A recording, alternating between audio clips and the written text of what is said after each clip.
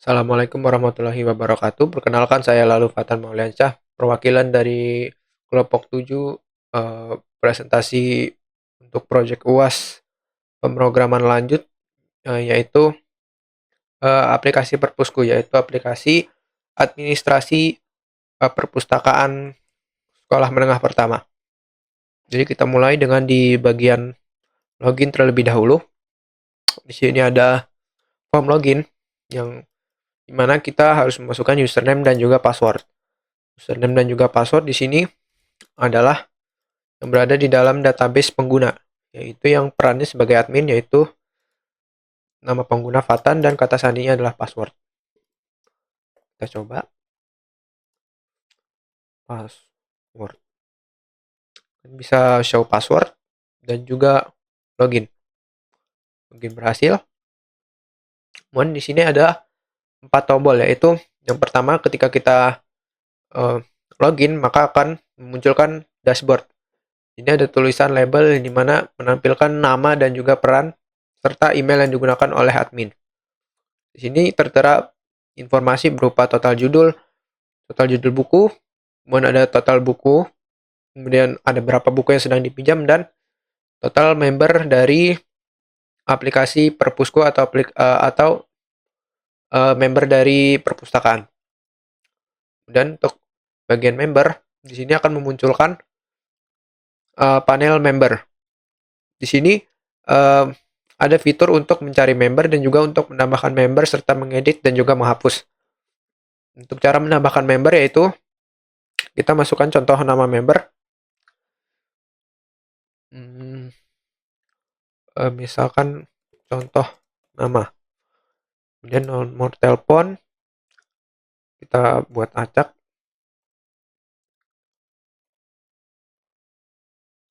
Nah, misal kita mau edit, kepencet. Kalau kita mau tambahkan, maka harus melengkapi semua data. Kita pilih jenis kelamin laki-laki, tanggal lahir menggunakan J-kalender,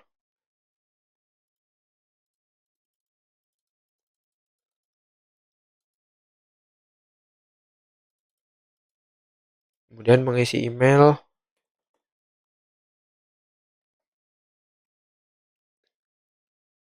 Kita di sini bisa mengisi peran. Ada 2 peran, yaitu anggota dan admin. Jadi di sini admin bisa menambahkan admin lain juga.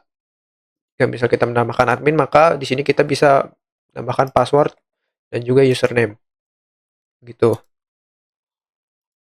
Kita untuk memilih peran anggota, maka username dan password tidak bisa diedit. Gitu. Dan kita add, maka anggota berhasil ditambahkan. Untuk ID di sini akan otomatis tertambahkan, jadi di bagian ID tidak bisa diedit maupun diubah-ubah. Jadi misalnya kita mau mengedit contoh nama, tinggal klik 2, maka namanya langsung otomatis dan data-datanya muncul di sebelah kiri. Misalnya kita mau menghapus, pencet refresh ini. Kalau kita mau mengedit contoh nama ini menjadi Abdul, jenis kelaminnya perempuan, maka bisa diedit, anggota berhasil diperbaharui. Gitu. Bisa juga dihapus. Misalnya kita mau menghapus contoh nama ini, kita hapus. Apakah yakin? Maka akan memunculkan message konfirmasi berhasil menghapus member. Tuh. Kemudian gini di sini juga bisa mencari member. Misalnya kita mencari berdasarkan nama Abdul, muncul. Bisa juga menggunakan ini untuk menghapus dan merefresh tampilan tabel. Kita mau mencari bisa berdasarkan nomor 0878.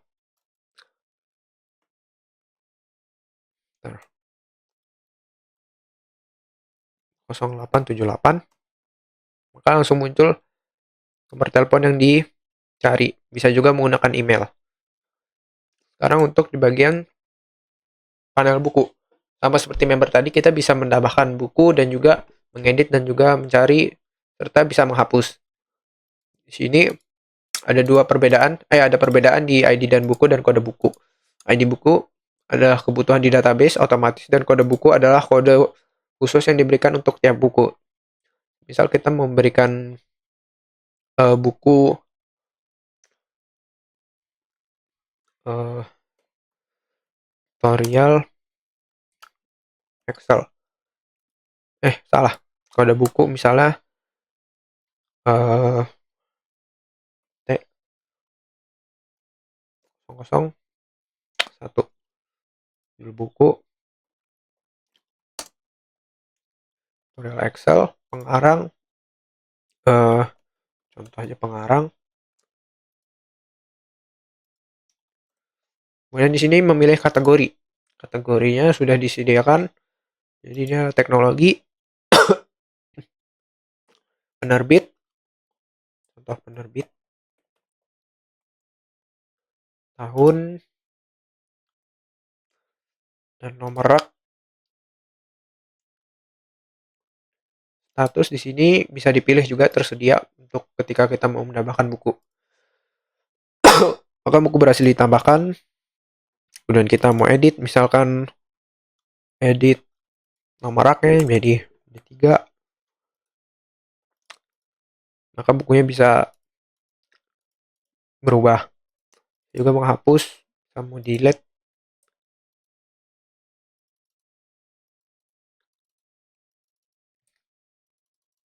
Oke, sepertinya masih ada bug. Nah, mau mencari buku tutorial. Muncul buku tutorial tadi. Tuh. Kemudian masuk ke bagian transaksi. Transaksi di sini adalah tempat di mana admin melakukan pencatatan terhadap peminjaman maupun pengembalian. Jadi, jika ketika ada member yang ingin meminjam buku, maka di sini admin tinggal mencari ID-nya dan juga namanya. Misalkan di sini Arsya meminjam buku kripto. Tanggal pinjamnya tanggal hari ini, maka otomatis tanggal datanya adalah 14 hari atau 2 minggu setelah tanggal pinjam. Bisa juga diubah sesuai dengan keinginan. Ketika meng-add, maka peminjaman otomatis ditambahkan. Tuh. Ketika buku mau dikembalikan, maka menggunakan fitur edit. Nah, tombol tanggal kembali dan juga peminjaman bisa diakses. Sebelumnya ketika kita mau meng-add buku, maka tanggal kembali, denda, dan juga status peminjaman tidak bisa diedit. Jika mau mengembalikan baru bisa diakses. Tanggal kembali misalkan tanggal 18. Tanggal 18, maka dendanya 0, status pinjaman dikembalikan. Tidak ada denda. Kemudian ketika tanggal kembalinya melewati tanggal deadline, maka akan ada denda 2.000 jika terlambat 1 hari. Setelah 2 hari jadi 4.000. Nah, jika buku hilang, maka bagian kolom ini bisa diedit.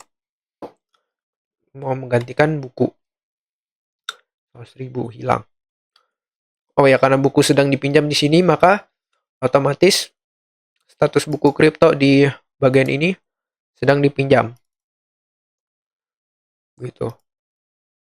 Kan transaksi kan mau dikembalikan aja. Kemudian